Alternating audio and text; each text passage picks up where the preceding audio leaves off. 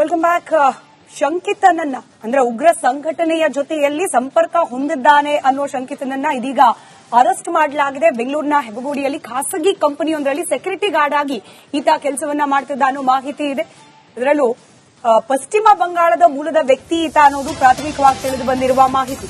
ಉಗ್ರ ಸಂಘಟನೆ ಜೊತೆಯಲ್ಲಿ ಸಂಪರ್ಕ ಹೊಂದಿದ್ದ ಶಂಕಿತನನ್ನ ಸೆರೆ ಹಿಡಿಯಲಾಗಿದೆ. ಬೆಂಗಳೂರಿನಲ್ಲಿ ಪಶ್ಚಿಮ ಬಂಗಾಳದ ಅಸಾಫುಲ್ ಮಲ್ಲಿಕ್ ಅರೆಸ್ಟ್ ಆದ ವ್ಯಕ್ತಿ. ಟಿಟಿಪಿ ಉಗ್ರ ಸಂಘಟನೆ ಜೊತೆಯಲ್ಲಿ ಈತ ಸಂಪರ್ಕ ಹೊಂದಿದ್ದ ಅನ್ನೋ ಅನುಮಾನ ಇದೆ.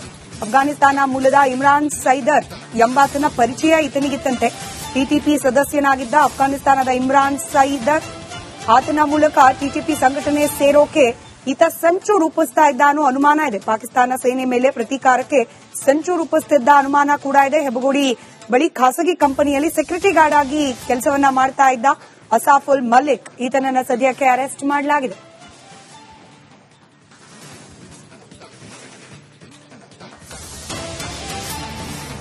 ಹೆಬ್ಬಗೋಡಿ ಪೊಲೀಸರಿಂದ ತನಿಖೆ ಮುಂದುವರೆದಿದ್ದು ಉಗ್ರ ಚಟುವಟಿಕೆಗೆ ಫಂಡ್ ಮಾಡಿರುವುದು ಬೆಳಕಿಗೆ ಬಂದಿದೆ.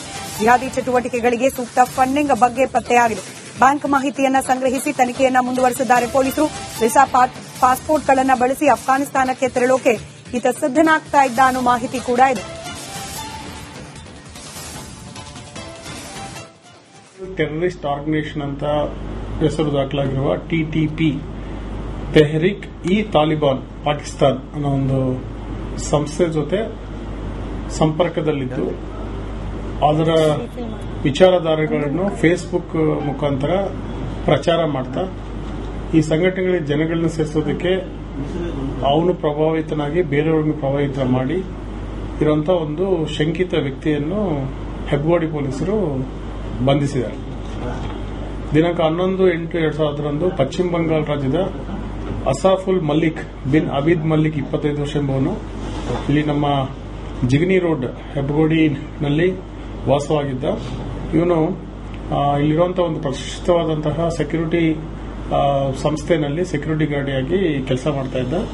ಇವನು ಪಾಕಿಸ್ತಾನ ಸೇನೆ ಮೇಲೆ ದಾಳಿಗೆ ರೂಪಿಸಿದ ಬಗ್ಗೆ ಒಂದು ಬಾತ್ಮೀದಾರರಿಂದ ನಮಗೆ ಒಂದು ಮಾಹಿತಿ ಬಂದಿದ್ದು, ಖಚಿತ ಮಾಹಿತಿ ಮೇರೆಗೆ ವ್ಯಕ್ತಿಯನ್ನು ಹೆಬ್ಬಗೋಡಿ ಪೊಲೀಸ್ ಠಾಣಾ ಸರಹದ್ದಿನ ಬೊಮ್ಮಸಂದ್ರ ಇಂಡಸ್ಟ್ರಿಯಲ್ ಏರಿಯಾದಲ್ಲಿ ವಶಕ್ಕೆ ಪಡೆದು ವಿಚಾರಣೆ ಮಾಡಲಾಗಿ ಇವನು ಪಾಕಿಸ್ತಾನದ ಮಸೀದಿಗಳ ಮೇಲೆ ಮತ್ತು ಅಲ್ಲಿನ ಜನಗಳ ಮೇಲೆ ಪಾಕಿಸ್ತಾನ ಸೇನೆಯಿಂದ ನಡೆಯುವಂತಹ ದೌರ್ಜನ್ಯದ ಬಗ್ಗೆ ಮತ್ತು ಇಸ್ರೇಲ್ ಮತ್ತು ಪಾಲೆಸ್ತೇನ್ ನಡುವೆ ವಿವಾದದಲ್ಲಿ ಇಸ್ರೇಲ್ ಪರವಾಗಿ ಪಾಕಿಸ್ತಾನ ಸಹಾಯ ಮಾಡುತ್ತಿದೆ ಮತ್ತು ಪಾಕಿಸ್ತಾನ ಮುಸಲ್ಮಾನರಿಗೆ ಸಹಾಯ ಮಾಡುತ್ತಿಲ್ಲ ಅಂತ ವಿಚಾರ ಇಟ್ಟುಕೊಂಡು ಮತ್ತಷ್ಟು ಮಾಹಿತಿ ನಮ್ಮ ಪ್ರತಿನಿಧಿ ಅಭಿಷೇಕ್ ನೀಡುತ್ತಾರೆ. ನೇರ ಸಂಪರ್ಕದಲ್ಲಿದ್ದಾರೆ. ಅಭಿಷೇಕ್, ಉಗ್ರ ಸಂಘಟನೆಯೊಂದಿಗೆ ಸಂಪರ್ಕ ಇತ್ತು ಅನುಮಾನದ ಆಧಾರದ ಮೇಲೆ ವ್ಯಕ್ತಿಯನ್ನು ಅರೆಸ್ಟ್ ಮಾಡಿರುವುದು, ತನಿಖೆಯಿಂದ ಇನ್ನೆಲ್ಲ ಮಾಹಿತಿ ಸದ್ಯಕ್ಕೆ ಲಭ್ಯವಾಗ್ತಾ ಇದೆ.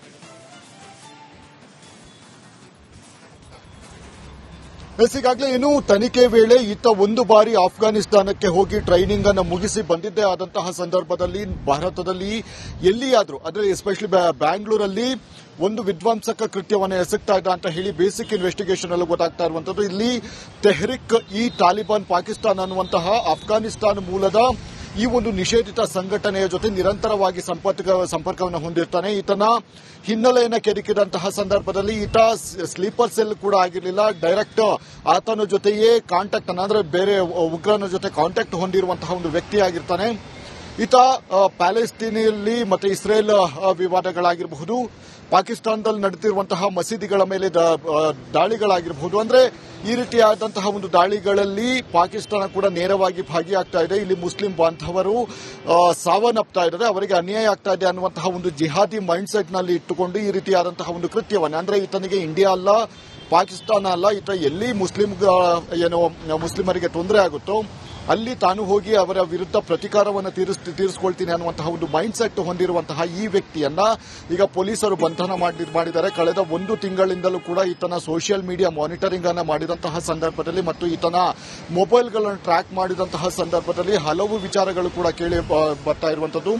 ಅಫ್ಘಾನಿಸ್ತಾನಕ್ಕೆ ಈತ ಸಾಕಷ್ಟು ಬಾರಿ ಒಂದು ಕರೆಯನ್ನ ಮಾಡ್ತಾನೆ ಮತ್ತೆ ಅದೇ ರೀತಿಯಾಗಿ ಫಂಡಿಂಗ್ ಅನ್ನ ಅಂದ್ರೆ ಈ ಯುವಕರನ್ನ ಇನ್ನೂ ಉಳಿದಂತಹ ಯುವಕರನ್ನ ಟ್ರೈನಿಂಗ್ ಮಾಡುವಂತಹ ಮುಖಾಂತರ ಎಲ್ಲೆಲ್ಲಿ ಕೃತ್ಯಗಳನ್ನು ಆಗ್ತಾ ಇದೆಯೋ ಅಂದ್ರೆ ಈ ರೀತಿಯಾಗಿ ದಾಳಿ ಆಗ್ತಾ ಇದೆಯೋ ಅಲ್ಲಿ ಇವರು ಹೋಗಿ ವಿಧ್ವಂಸಕ ಕೃತ್ಯವನ್ನು ಎಸಗೋದಕ್ಕೆ ಪ್ಲಾನಿಂಗ್ ಅನ್ನ ಮಾಡ್ತಾ ಇದ್ರು. ಅದಕ್ಕೆ ಟ್ರೈನಿಂಗ್ಗೆ ಬೇಕಾದಂತಹ ಅಂದ್ರೆ ಹುಡುಗರಿಗೆ ಕೊಟ್ಟು ಇದನ್ನ ಮಾಡುವಂತಹ ಸಂದರ್ಭದ ಹಿನ್ನೆಲೆಯಲ್ಲಿ ಫಂಡಿಂಗ್ ಕೂಡ ಆಗ್ತಾ ಇತ್ತು ಅಂತ ಹೇಳಿ ಅಂದ್ರೆ ಅದಕ್ಕೆ ಬೇಕಾದಂತಹ ಬ್ಯಾಂಕ್ ಸ್ಟೇಟ್ಮೆಂಟ್ ಇಂದಲೂ ಕೂಡ ಗೊತ್ತಾಗ್ತಾ ಇದೆ. ಹೀಗಾಗಿ ಈತನನ್ನ ವಿಚಾರಣೆಯನ್ನ ನಿರಂತರವಾಗಿ ಮುಂದುವರಿಸಲಾಗ್ತಾ ಇದೆ ಮತ್ತು ಇಮ್ರಾನ್ ಅನ್ನುವಂತಹ ವ್ಯಕ್ತಿಯನ್ನು ಕೂಡ ಈಗಾಗಲೇ ಯಾರು ಆತ ಅನ್ನುವಂತಹ ವಿಚಾರವಾಗಿ ಈಗ ತನಿಖೆಯನ್ನು ಮುಂದುವರಿಸಿದ್ದಾರೆ. ಸ್ಮಿತಾ, ಧನ್ಯವಾದ ಅಭಿಷೇಕ್ ಮಾಹಿತಿಗಾಗಿ.